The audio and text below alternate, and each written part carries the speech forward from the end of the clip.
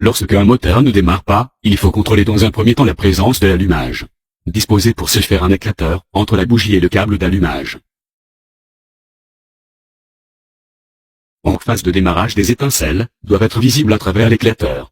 Si ce n'est pas le cas, contrôlez à l'aide d'une lampe témoin la présence de l'alimentation sur la borne 15 de la bobine.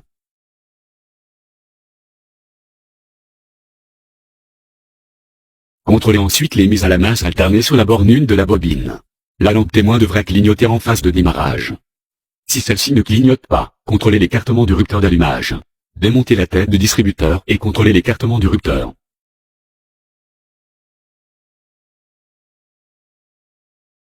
Pour ce faire, à l'aide d'une clé, tournez le moteur à la main, de manière à mettre le sommet de l'un des 4 bossages de la came en face du toucheau du rupteur.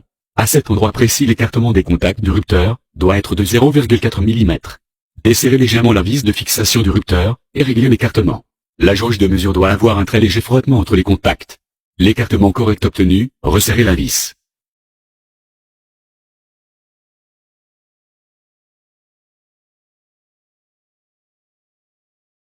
Une fois la tête de distributeur remontée, le moteur pourra à nouveau démarrer. Dans la deuxième situation, contrôlez en phase de démarrage la présence des étincelles à travers l'éclateur.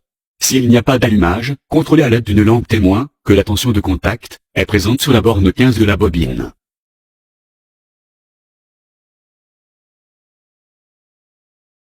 Contrôlez ensuite sur la borne 1 que la lampe clignote en phase de démarrage. Si la lampe témoin ne clignote pas, contrôlez l'écartement des rupteurs d'allumage.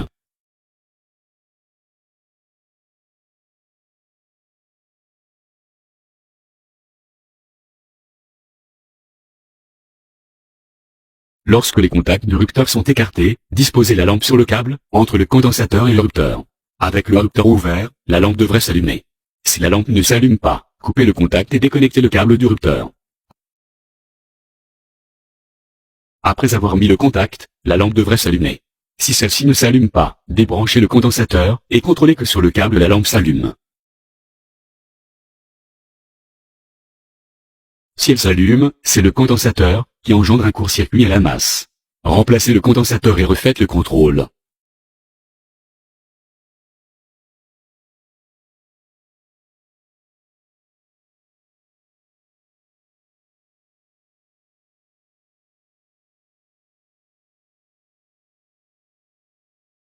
La lampe doit s'allumer avec le contact et clignoter en phase de démarrage. Ce contrôle en ordre, remontez la tête du distributeur et le moteur pourra à nouveau démarrer. Dans la troisième situation, lorsque les étincelles ne sont pas présentes, répétez les contrôles de base.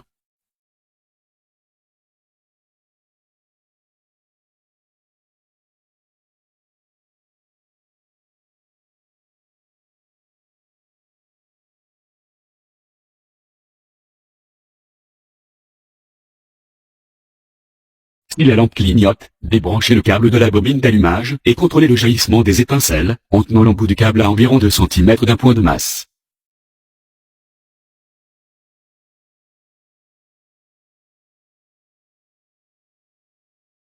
Démontez la tête du distributeur et contrôlez l'isolation du rotor. Pour ce faire, disposez le câble de bobine juste au-dessus du rotor et actionnez le démarreur. Aucune étincelle ne devrait jaillir sur le rotor. Dans le cas contraire, remplacez le rotor et refaites votre contrôle.